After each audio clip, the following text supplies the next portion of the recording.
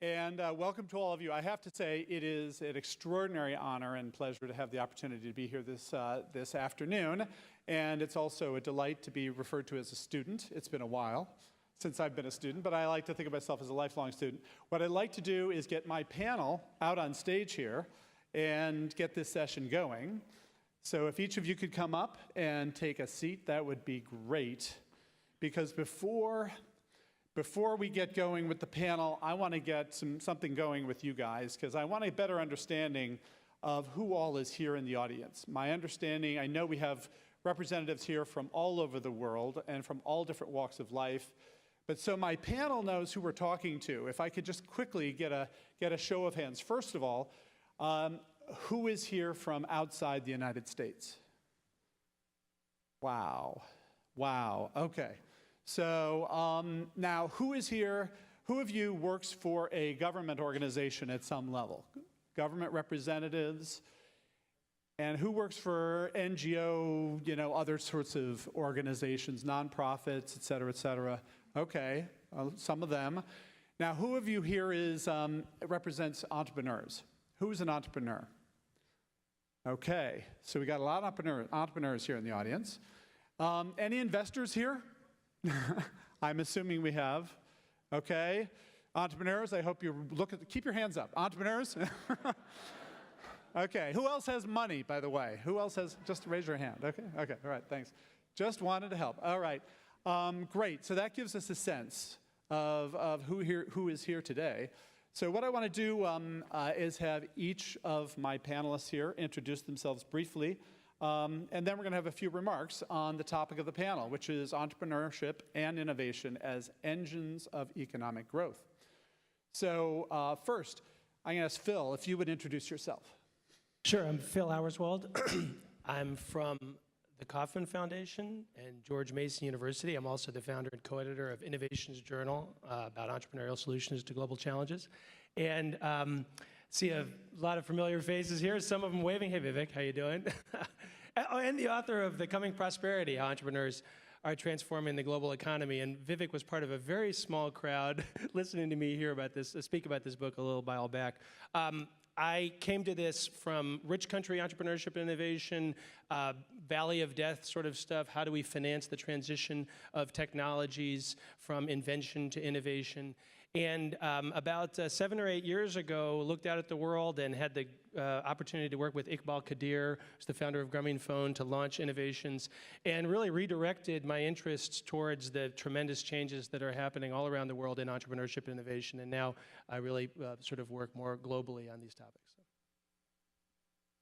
So, and now Rick, if you would say a few words. Just waiting for the mic to come on. Hello, everyone. I'm Rick Sammons, Executive Director of the Global Green Growth Institute, not initiative as it's indicated here. I am involved in setting up probably the world's newest intergovernmental organization. Our organization was announced a couple of years ago. It's an interesting combination of a number of governments from both the North and the South, a number of key academics, such as Lord Nicholas Stern, and a range of other actors, non-state and public sector actors. And the basic purpose of this new international organization is basically to work from the bottom up to support country-led and industry-led progress on hardwiring economic and environmental resource efficiency considerations into core economic strategies of countries, and also bottom up from the standpoint of setting up the proper incentives and enabling conditions for industries to scale investment and commerce and technology, again, in resource-efficient ways in their core business models. Now, I come from this not so much from an environmental perspective. My career has been economic policy and in the private sector and the financial community and in research institutes. I was for 10 years managing director of the World Economic Forum based in Switzerland before moving to Korea, which is where this new international organization is headquartered. And prior to that, I worked in the U.S. government as a special assistant to President Clinton for international economic policy and economic policy advisor to Tom Daschle, the Senate then minority leader. So I'm very happy to be here. I think the angle you're taking, basically to re-engineer the very model of economic growth, corresponds precisely to what the mission is of our particular organization, and I'll get into that a little bit later. Perfect, thanks. And Gerardo. Good afternoon. Pleasure to be here. Thank you. Working? Yes. My name is Gerardo Corrochano. I am the Director for Private and Financial Sector Development in the European region of the World Bank in Washington, D.C. But I'm also, for about a year now, Director of the newly created Innovation, Technology, Entrepreneurship practice, global practice of the World Bank. Believe it or not, this is a practice that is only a year old at the World Bank, which is partly why I feel that I have so much to learn from many of you. The World Bank is a very top-down organization that I think has not traditionally been fed by this type of knowledge and this bottom-up and entrepreneurship knowledge that emerges in discussions like this and all over the world. So I feel that I'm here with a lot to learn and hopefully able to share some of what we are trying to do at the World Bank. I've been in the bank for 22 years. I joined in 1990 working in Latin America. And soon after, I got a job to work in the early transition days in Poland. And that made it for me. I decided that I would spend the rest of my career working in development. I have spent most of my career working in transition economies in Eastern Europe and Central Asia, although I've had a few years of experience in the Africa region as well. So very happy to be here. Thank you, Gerardo. So, Phil, you have a few slides to start us off with. Well, I hope it's more insights than slides. Okay. You have a few insights to start us off with. Thank you. First of all, I'm delighted to be here. I mean, when Victor started out and said, our vision is to reinvent thinking about economic development, that seems, like a grand ambition. But the first comment I want to make is that the moment is ripe to do exactly that. And why is that? Well, we have two things that are happening in the world today. One is that the majority of the world's population is finally joining the global economy. And that's been happening for the last 20 years. It's going to continue to happen for the coming sort of 30, 40 years. And so that means that really the benefits of 400 years of technological change and institutional development that until now have only benefited 1/6 of the world are now going to reach everyone.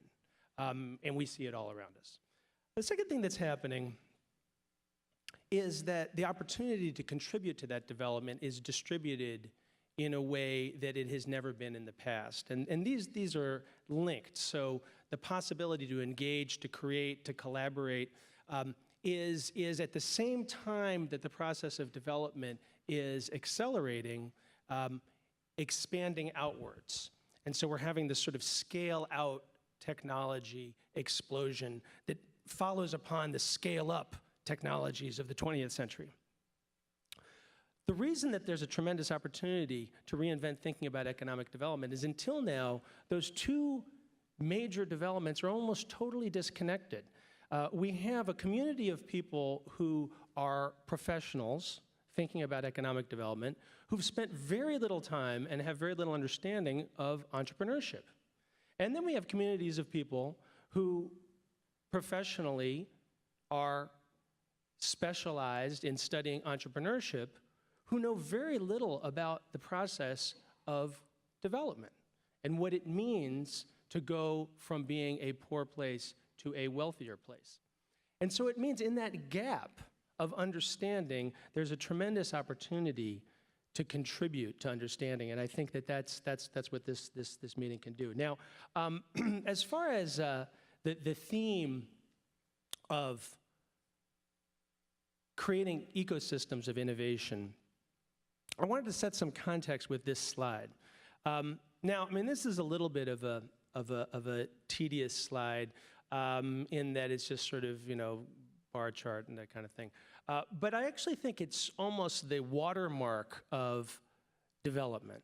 And so, I'm going to go along with the term SMEs. We're going to go back and forth between entrepreneurs and SMEs. We know that entrepreneurship is not the same as being a small and medium enterprise, but for the moment, we'll just let that be.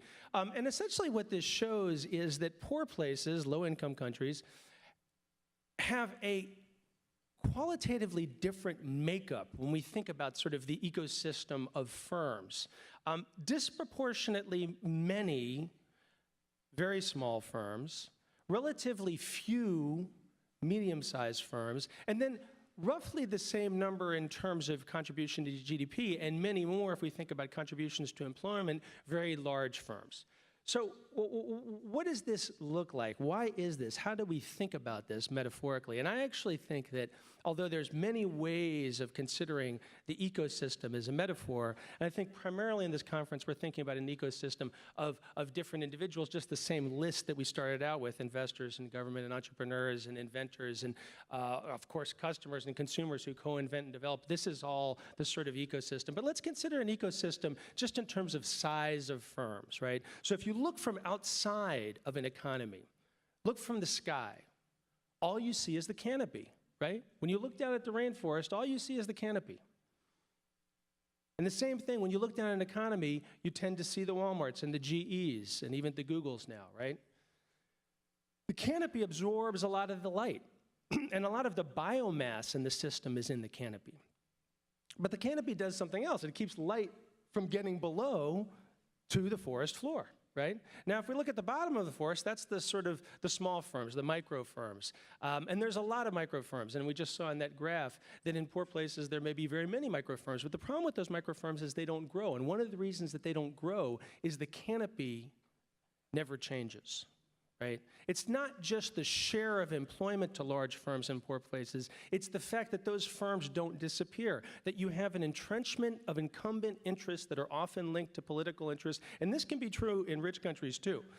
We can talk about that as well, but it's even more true in places that are stuck in the process of development.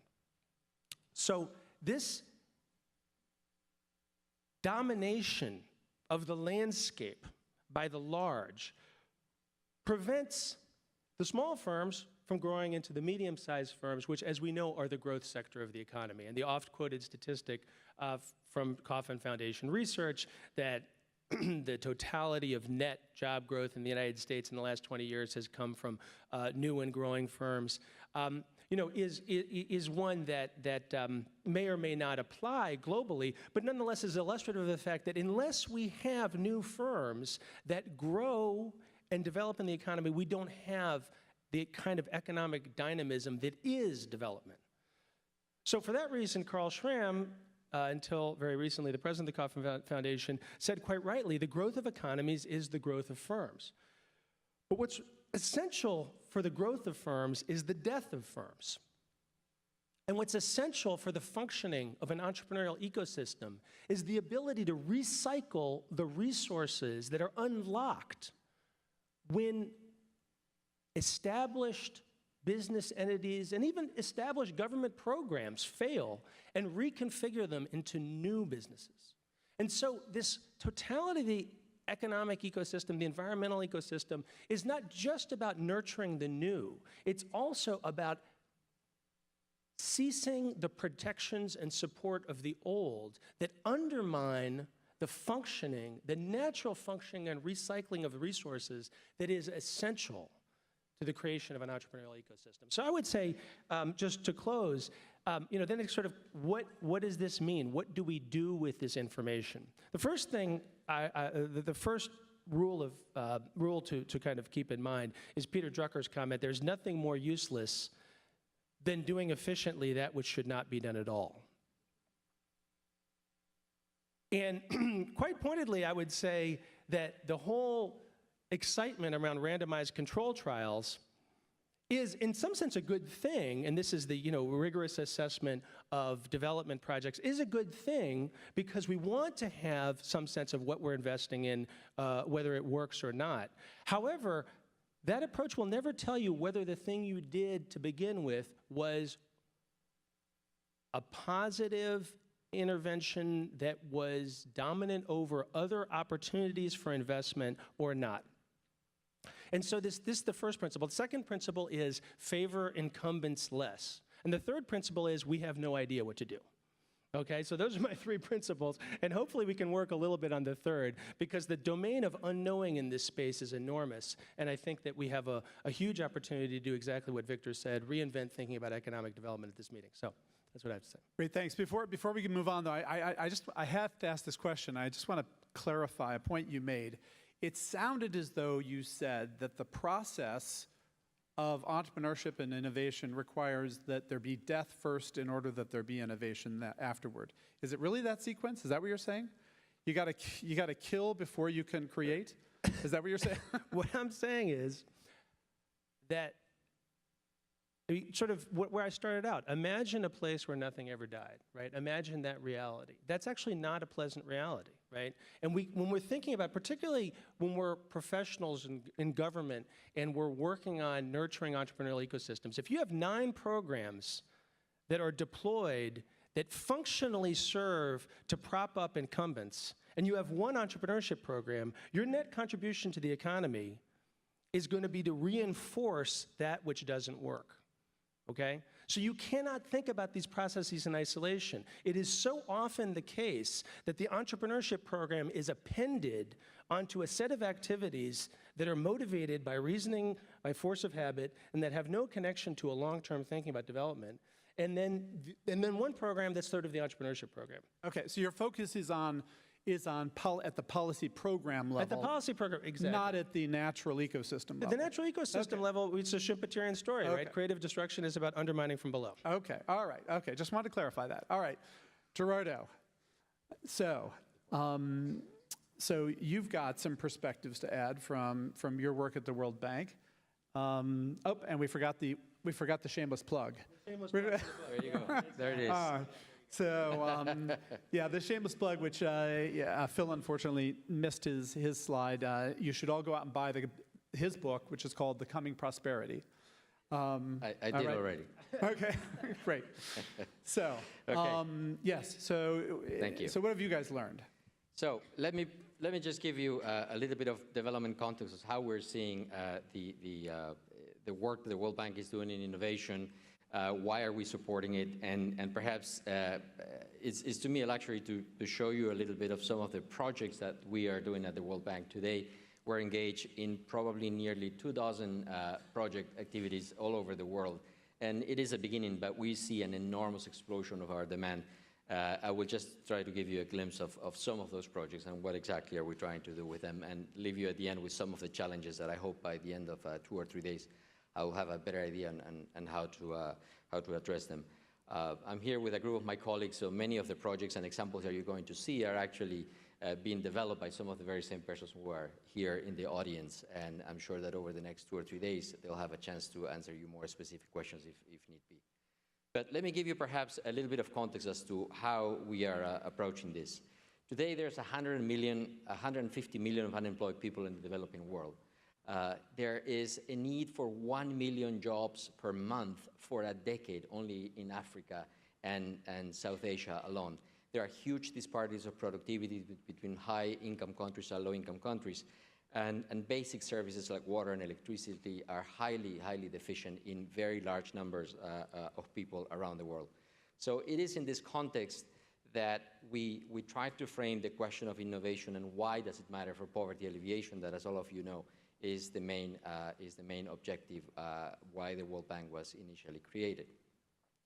So I think that developing countries everywhere in the world today are striving to create jobs, productive jobs, and accelerate growth.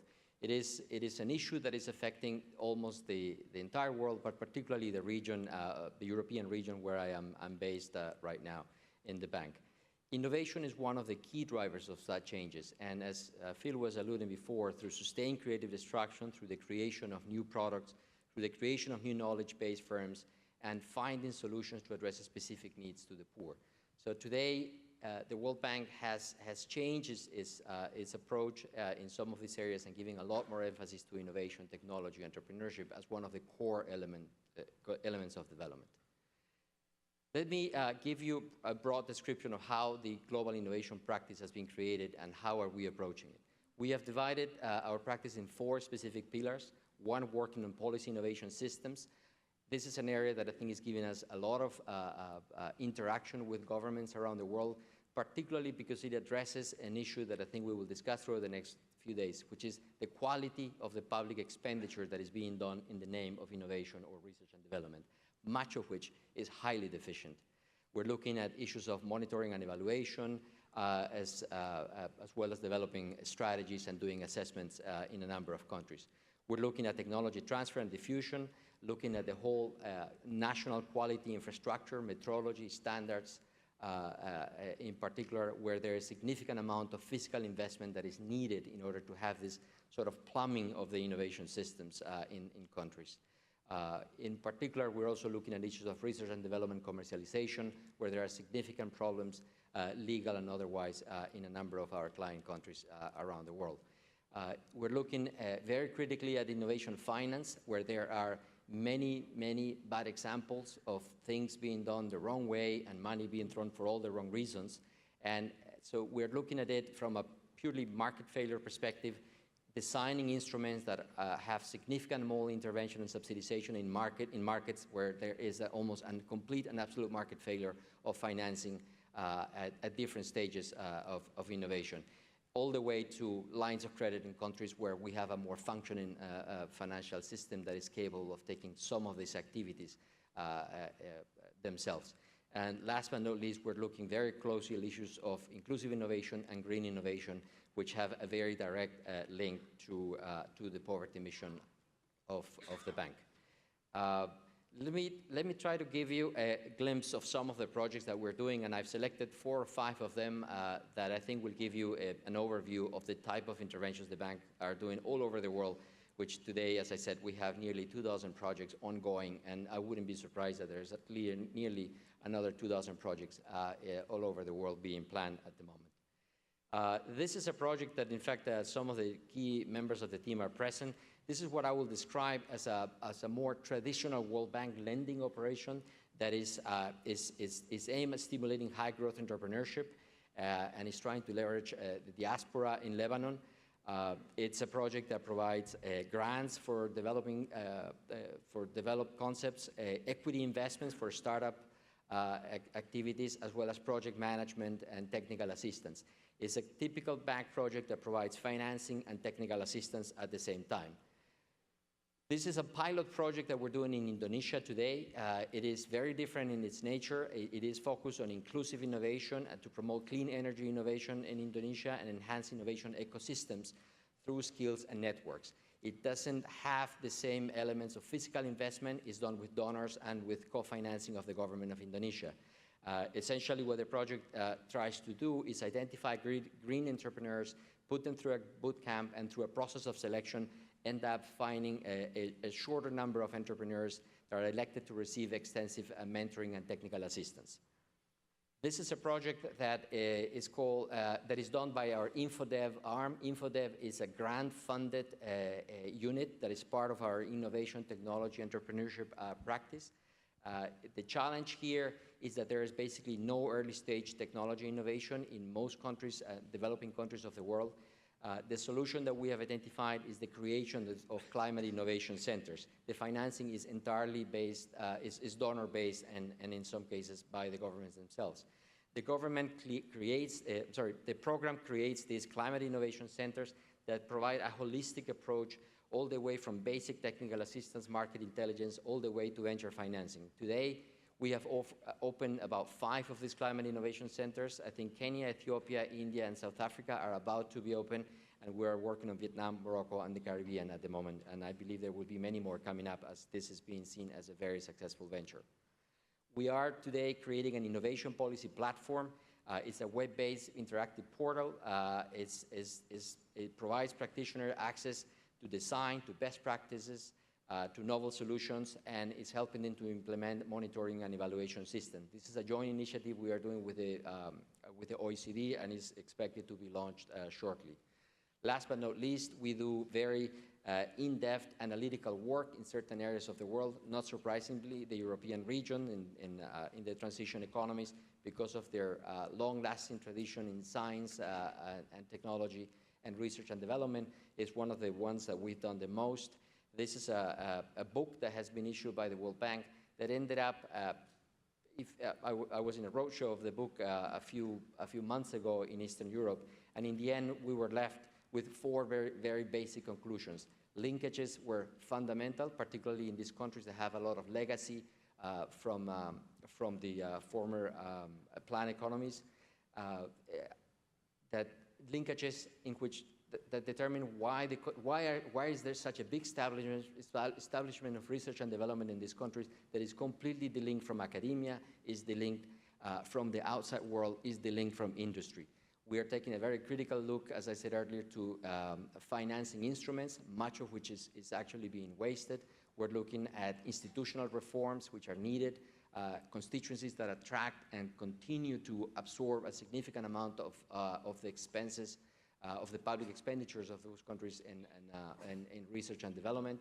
And last but not least, we're looking at the investment climate in a lot of these countries. So this is an example of what I said, a typical World Bank project, to donor at grant-based operations, to some of the knowledge activities, to some of the more analytical work that we're doing. And we're doing, as I said, a very large number of this type of interventions across the developing world. Let me leave you with 4 thoughts. Innovation is a very long-term commitment, and that is a very big problem for us at the moment. It is very difficult to persuade government officials with whom we interact that they need to invest in innovation. Somebody told me the other day something that left me always wondering, that many of the projects that we were proposing in innovation, it's very hard to take pictures of them compared to the bridges and the schools and things that the World Bank finances traditionally. So the long-term returns that innovation can offer to the public policies of these countries are very long-term, and politicians by definition have a very short-term return horizon. That, by the way, applies to many of the decision makers inside the World Bank as well. So it is very difficult to challenge them in this way and have them commit to long-term programs of innovation. Measurements and attributions is a significant problem for us. We're very good at measuring inputs. We are relatively bad at measuring the outputs of what we get of our projects. We are absolutely terrible at measuring the impact of what we do. And I'm sure this is an issue that is going to come back again and again. I think there's a lot that we need to learn, but measuring and attribution issues to innovation are a significant challenge to the sustainability of these efforts in the institution. Replicability and context across regions is also a very serious problem. Many of my colleagues have spent an enormous amount of time studying innovation systems in countries like Finland or Korea or Israel or Chile these days. And believe me, it's very difficult to use those best practices and transpose them to another country in a completely different context. So, and the heterogeneity and the institutional base and regulatory base under which we operate in different parts of the world is significantly different one to the other. As a result, it almost feels like every time you're starting all over again. And one of the reasons why this practice was created was precisely to try to understand what are the few valuable lessons that we can bring from one place to another. Last but not least is capacity constraints in many of the beneficiary countries with whom we work. It is extremely difficult, I think, to start these processes in developing countries, and part of the functions and the mission of the World Bank is to basically get some of those initial challenges and that initial institutional base created so that these things can take kind of a life of its own. So with that, as I said, many of my colleagues are in the audience, and I hope we have a chance to learn from you, interact with you during the next few days. Thank you. Thank you. That was great. And, extraordinary how much the World Bank is doing. It was distressing that you had to end on all those challenges. But that's okay, that's reality. And hopefully part of the whole conference, and maybe we can get that started today, is to focus on the lessons learned, focused on what works, focus on trying to figure out how to overcome those challenges. But one thing I wanted to pick up that you said, there was a phrase you used, and I wasn't sure if it was accidental or intentional. You used the phrase high growth entrepreneurs. And do you distinguish specifically between high growth entrepreneurship opportunities and just entrepreneurship? Is there an important distinction there? Because I think it's a big distinction. I was wondering if that was intentional or not. I would tell you it depends. I think that it depends on the level of development of the country. There are countries where, frankly, we do what we can, not what we should. Mm-hmm. And that applies to particularly some of the lower income countries. And and I'm not sure that the institution is ready to make that as a recommendation of one or the other being the optimal way forward or not. Okay. Okay. Well, perhaps we could talk about that distinction more later in the conference. So, Rick, Green Growth Technology Institute, right? Am I close? Very close. But So, what's your take on this issue of entrepreneurship and innovation as an engine of growth? So the framing of the session is entrepreneurship and innovation ecosystems. And so that's what I think I'll speak to. First, entrepreneurship and innovation are distinct concepts, quite clearly. And I think it'd be, although I sense that most of the folks in the room are really more on the innovation side of things, this is the tech community, we're in Silicon Valley, et cetera. I think it's, for purposes of grounding the conversation, I think it's worth just spending a moment on the distinction here.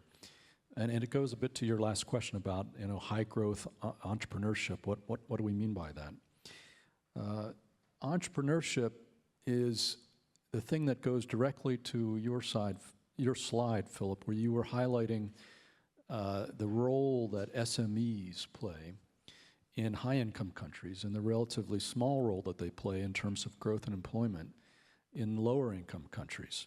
Now, entrepreneurship is basically, creating businesses. It's private sector activity, private sector development, a subset of which may be high technology or, medium-level technology, but only a subset. And I would submit in a very unscientific way that subset would actually be it would be a minor proportion, not a insignificant, but a minor proportion of entrepreneurship.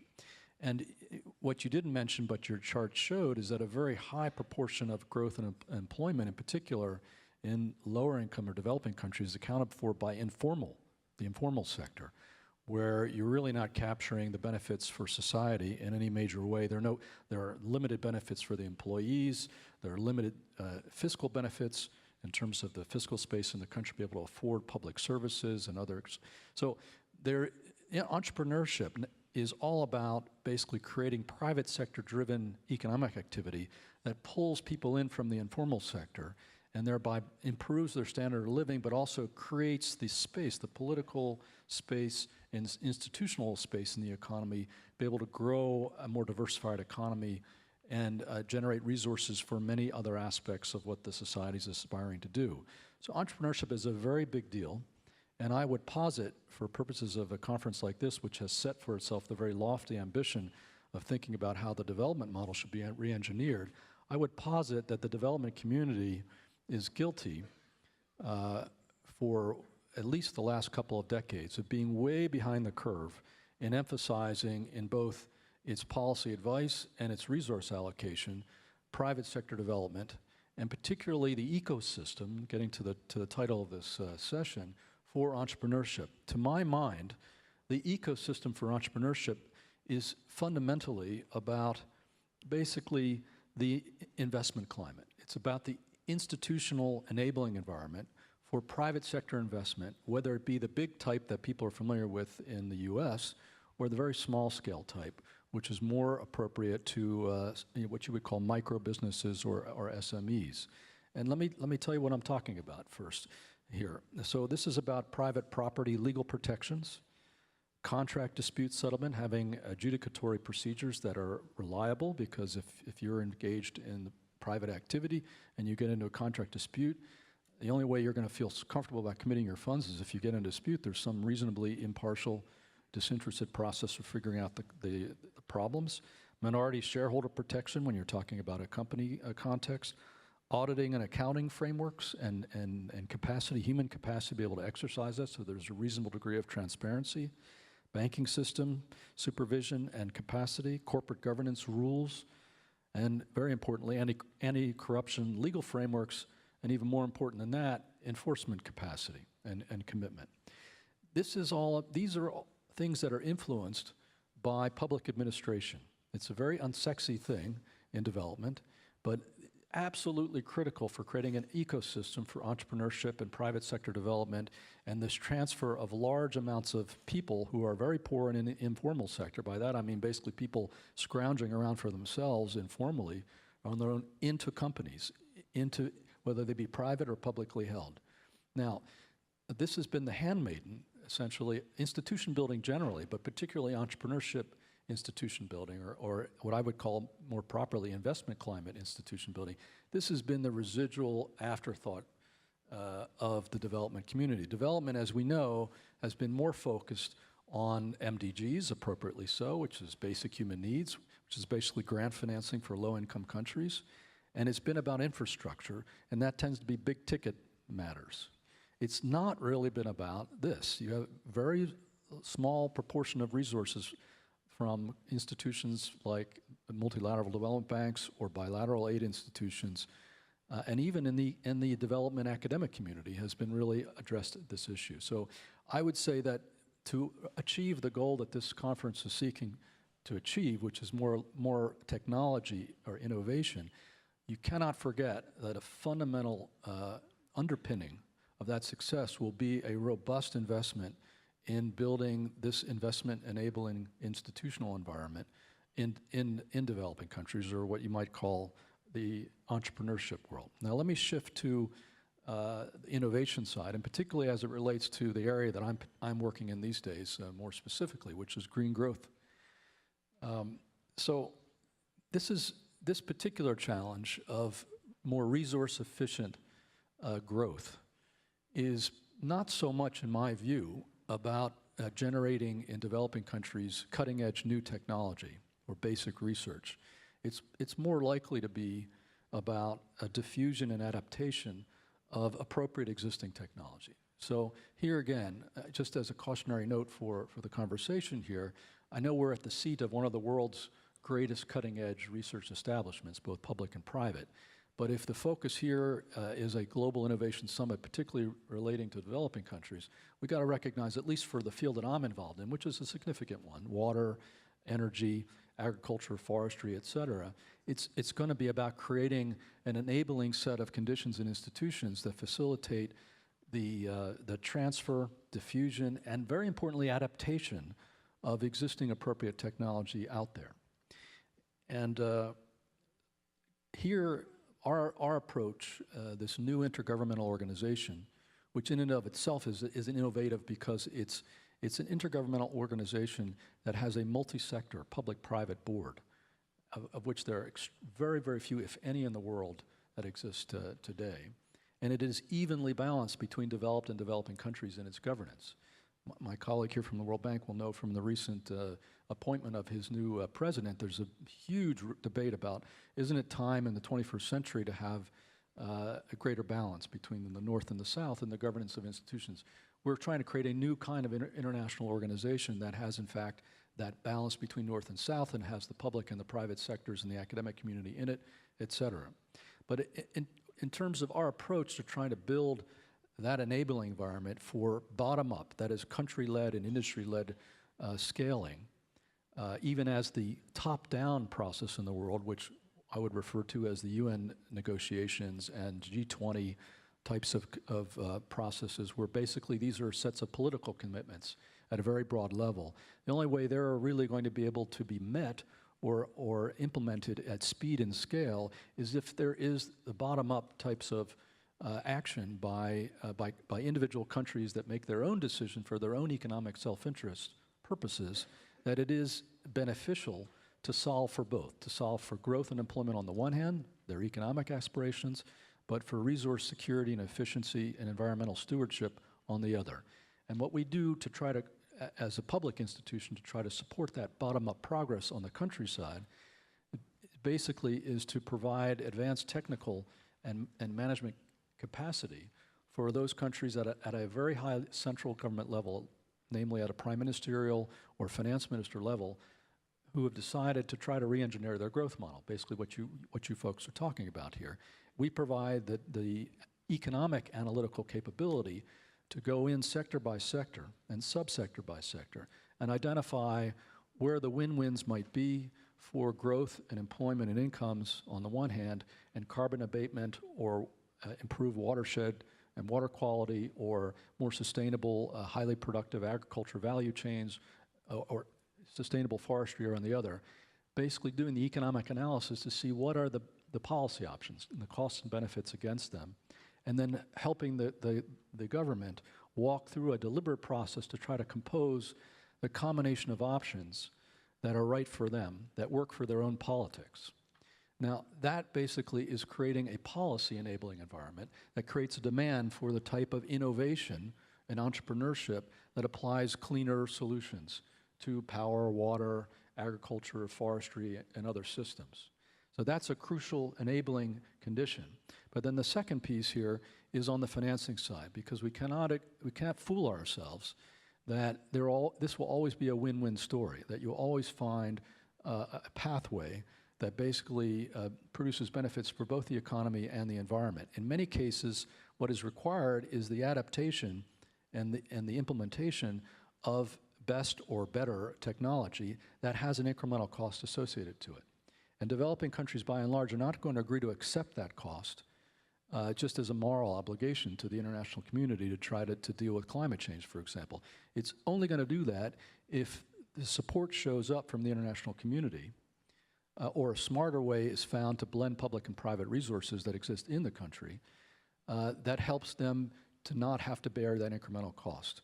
And so what we do is, on top of the policy work, is that we do very specific financial analysis and work with the private sector to identify where the technology curve is moving and the key options, clean tech options for the country, so they can construct a much more specific program that they can bring to the donor community or to bankers or indeed to direct investors in this fashion. So I'll end here just by I consider what I've just told you, what we're doing in the Global Green Growth Institute, as one example, because there's the health sector, there's the education, there are many other sectors of the economy. One example of the set of enabling environment improvements that are necessary to try to move the development model from its brown, resource intensive and relatively unsustainable manifestation over the past 40, 50 years to this much more efficient model. So it's way more. It includes what the core of the conversation will be here in this conversation, which is what you guys have been talking about. How do you enable the innovation or technology innovation community in countries? But for that to succeed, it needs to be underpinned by the private sector development institutions and the very basic policy of the country, as well as the financing support, because many of the solutions are going to have incremental costs associated with them. If we get all those pieces right, I think we will have arrived at a point where we have re-engineered the development model in a way that developing countries themselves will say, hey, this is in our economic self-interest. We're not going to do it because the North is telling us to do it, but because we have found that it's in our interest. I'll stop there. Thank you. Excellent. Thank you. Boy, I'll tell you though, you guys have laid out a lot of challenges. And it's interesting listening to all of you. One of the things that I realized as a Silicon Valley guy, right? I'm wondering, and most of you are focusing your discussion on entrepreneurship and innovation in the developing world and using it as an engine of growth in the developing world. And I'll tell you, as I listen to you, it sounds as though each of you is saying that for the most part, the Silicon Valley model is not relevant for most places in the world. Is that what I heard? It depends what you mean by the Silicon Valley model. I just to interject, one sort of historical placeholder. I mean, we're not talking about Silicon Valley 2012 necessarily. We're maybe talking about Silicon Valley 1957 or 1958. And just sort of to get back to this point, I mean, first of all, on challenges, I heard challenges, but I think the overwhelming theme here and in this room, in this conference, is opportunity. And I think Al had it absolutely right. This change that's happening globally is going to be happening with or without us. And all of us individually, this region, the rest of the United States, the wealthy sixth of the world, we sort of get with that or we don't. Now, if you talk about the relevance of the Silicon Valley model, the 1957 model was that there was a very sudden disruption of Department of Defense funding to this region. right? And whether you look at San Diego, whether you look at Northern Virginia, whether you look at Boston, many, not all, but many of the places that have really developed vibrant entrepreneurial ecosystems, the critical moment was when a couple of things happened. First was there was intensive spending, particularly by the Department of Defense, on research and development in a particular region, and then it stopped all at once. Here, San Diego, Northern Virginia, Boston. When that sort of disruption happens, when resources are suddenly unlocked, it creates a tremendous opportunity for development. And it doesn't just have to be Department of Defense funding. It can be any sort of disruption, whether it's a political disruption, whether it's a technological disruption. When you look at the mobile phone industry, I mean, what is the most rapidly distributed, most powerful technology in human history going to do for development? It's not just going to let people talk to each other. It's going to do something much, much more profound. It's going to disrupt all sorts of market spaces and unlock resources to rush into those market spaces. So the Silicon Valley model, the real fundamental Silicon Valley model, was about that shift that happened more than 50 years ago here, and then that's developed on. Okay. Now, so let's extract. If we can we extract then? So extract what the lessons are. You know, what have we learned that are the lessons that we think will work or do work? Yeah, I think you've asked a great question here. And I'd say no, certainly the Silicon Valley experience is not irrelevant, to say the least. But I think my remarks were more setting it in context of the other pieces that need to be there. To address how is the Silicon Valley model relevant, I'm no expert in the high-tech community in the Silicon Valley. But let me give you my quasi-layperson's response to you. Silicon Valley has grown up around, advanced learning from the universities out here in California, and particularly Stanford, from what I understand. There is a parallel there that I think is highly relevant for innovation to developing countries, and that is particularly in my field, my current field at least, of green growth. What is particularly necessary is to develop the same type of knowledge transfer and application and commercialization value chain, intellectual value chain, but it won't be so much from cutting-edge research and PhDs. It will rather be from the pool of IP that exists currently in companies, in universities worldwide, in a much more applied fashion to what the needs are on the ground for appropriate technology, not necessarily cutting technology. And so you need an innovation transfer ecosystem analogous to what was created here in Silicon Valley. But it's of a slightly different nature. But I think it can be organized very well. And finally, I would say that we're in the midst of doing a project on developing options for technology, green technology enabling architecture for developing countries. The climate negotiations have created a technology mechanism, but it's basically just a blank canvas right now. And so we in the Brookings Institution are putting together right now a report that will be issued and published in the fall with a series of options. And what is emerging there is to have regional science foundation-ish type of knowledge centers that draw academic and private sector reasonably cutting-edge research. But the great emphasis will be to pair that with the type of IP licensing and incremental cost financing and business incubator type of features that'll be necessary to apply it more widely. So I think the answer is it's very relevant, but in a somewhat different framework. Let me add a thought. Yeah. I think it is relevant, but I think you need to bring it to the present. There are countries today that are looking at the experience of Silicon Valley, Russia, for example, Kazakhstan, for example, that are trying to emulate and see whether they can replicate some of those conditions.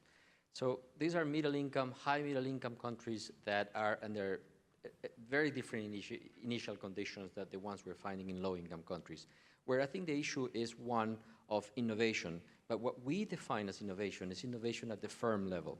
It's adaptation of existing technologies. It's not necessarily new creation of new knowledge of new products, right? It's simply sometimes even from an organizational, from a managerial point of view, it's just doing things better, right? And a lot of the effort, I think, is being put in that, particularly at low-income countries.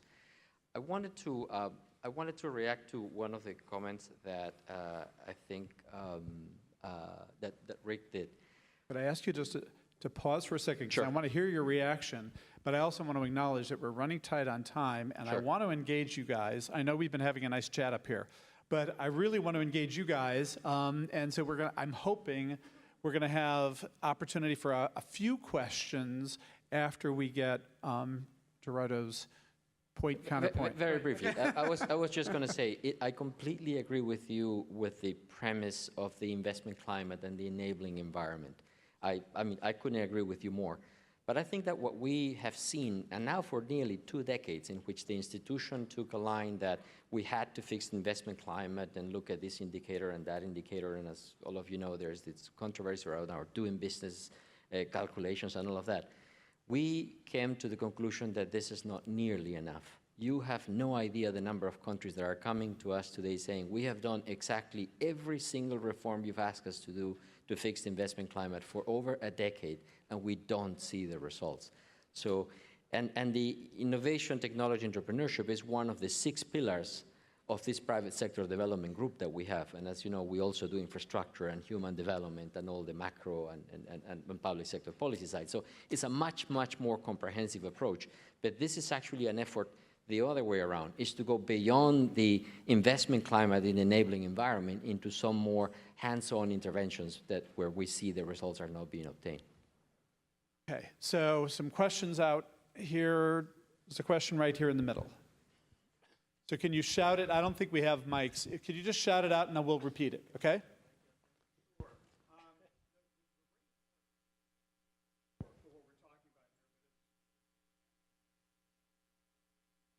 You don't have protection.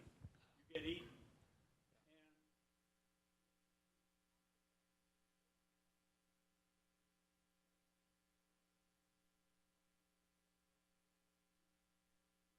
Forward, you're implying as the net outcome. That ecosystem, it's intellectual property. What can we do to make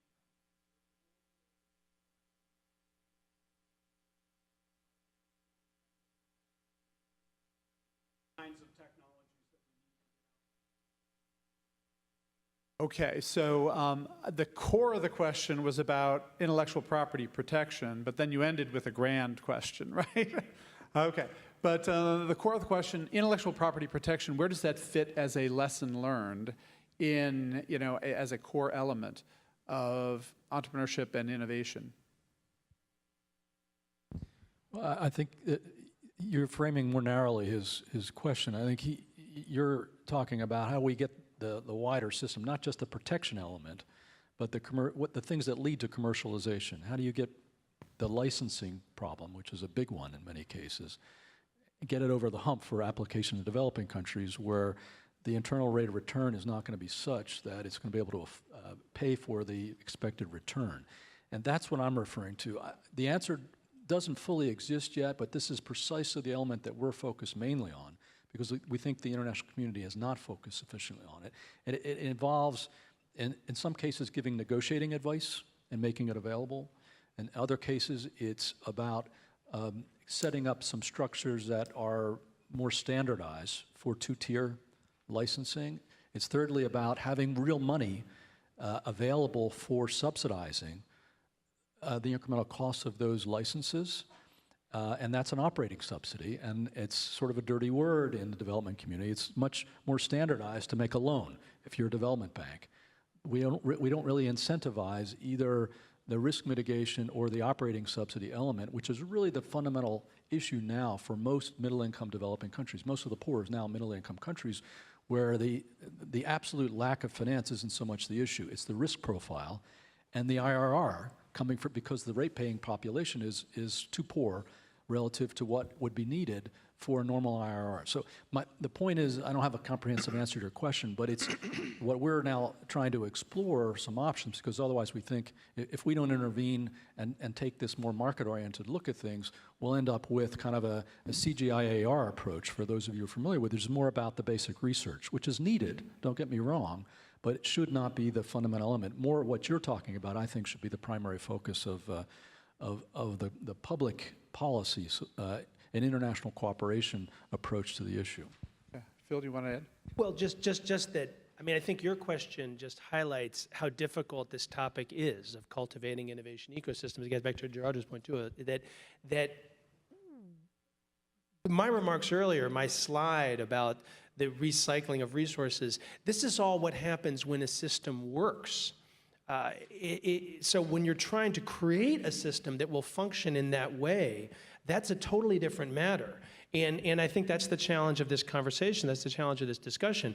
And for example, intellectual property, it's not at all clear that stronger intellectual property is an important or essential element to cultivating an entrepreneurial ecosystem. On one hand, a priori, it's an inducement to innovation. We know that, that's why we have a patent system. And so there's clear reason to sort of believe, and we have plenty of evidence to confirm that if we have strong intellectual property rights, that it induces people to develop those sort of objects, technologies that can be so protected. But ex post, it's a barrier to entry. We know that too.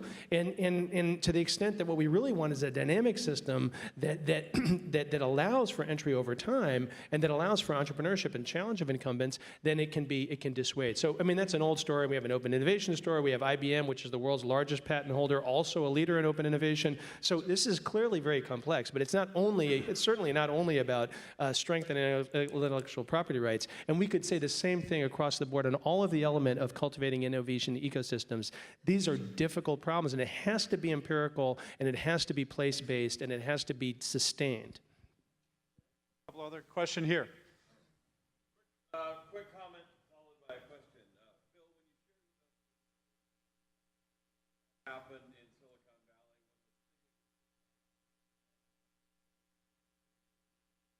that seems to be an excellent example of death needing to precede life.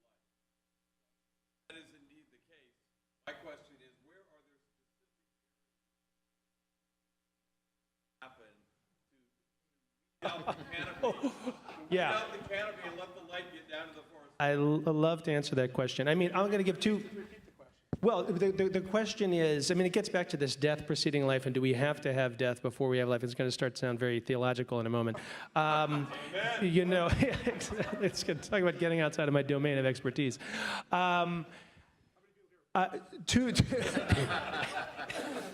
Two specific contexts. I'm going to start with an easy one for us. I've been doing some work in Pakistan. This is a new area of work for me just in the last couple of years. It's been fascinating. And a group of students at the Kennedy School actually came out with a really interesting report. They spent a year interviewing people all over the place, and it was on creating a private investment fund in Pakistan. And they did the sort of Hausman growth diagnostics in Pakistan. And the short version is that what they found in that is that the limiting constraint in Pakistan was essentially all of the incumbent political and economic interests that propped up the existing industries across the board, and that more than the fiscal problem, more than the macro problems, more than the disruptions due to so-called terrorism, so-called sort of that whole world, that it was this protection of incumbents that was the most harmful or the most serious obstacle to development in Pakistan. So that's one place. Now we can talk a lot about what the U.S. role has been and all that. That's one place. In the United States, energy, healthcare, education, finance. Do we have incumbents in each of those large industries that don't need to be disrupted? I teach at a university. Energy, healthcare, education, and finance. Across the board, the disruption, the poor service that we're receiving in every case, I mean, and Vivek So here is a singularity. are you saying free market? Is that what you're saying? No. What are you saying? I'm saying that's an extremely important point. The term, I mean, you can read, I think it's chapter 9 or 10 of my book. The term free market is, from an analytic standpoint, almost entirely meaningless. Okay, we're always in an environment that's constructed by institutions by advantage. There are incumbents that use their power of bullying no matter where you are. So it's not a question of getting out of the way and letting the free market rule. Please, I mean, that's as much as I'll say on that, but that is not the position I'm taking. Again, that's why this is such a difficult conversation. We're constructing a reality wherever we are. It's about entrepreneurial initiative. It's about the sort of things that the folks at Singularity, you are working on. It's about creating the environment for entrepreneurs to disrupt incumbents, and there are lots of spaces to do that in the United States and globally.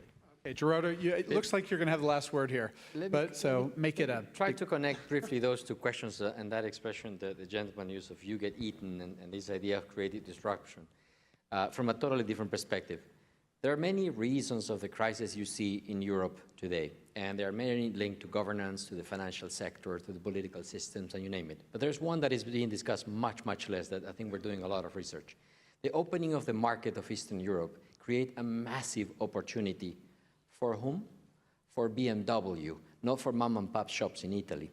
And a lot of the problem was that many of the small-scale base systems in Greece and in Italy and in Portugal and in Spain do not benefit the same way that some of the large German corporations benefit from the opening of the new markets. So we're doing a lot of research on how the scale of the firms is a key determinant to their impediment and has created this massive unemployment in other parts of Europe. So this is an example of how the cannabis are so big and thick that it reaches a point that there's no light going through and everything underneath starts to die. So just a thought to reflect, because it's often not something that I think we're only starting to understand some of their root causes. And there are many others, I understand, and that as well. But this is one to be considered. Great. Well, we could keep going, and I wish we could, but I'm getting the sign from off stage that we need to move forward. So if I could ask all of you to join me in thanking our distinguished panelists for...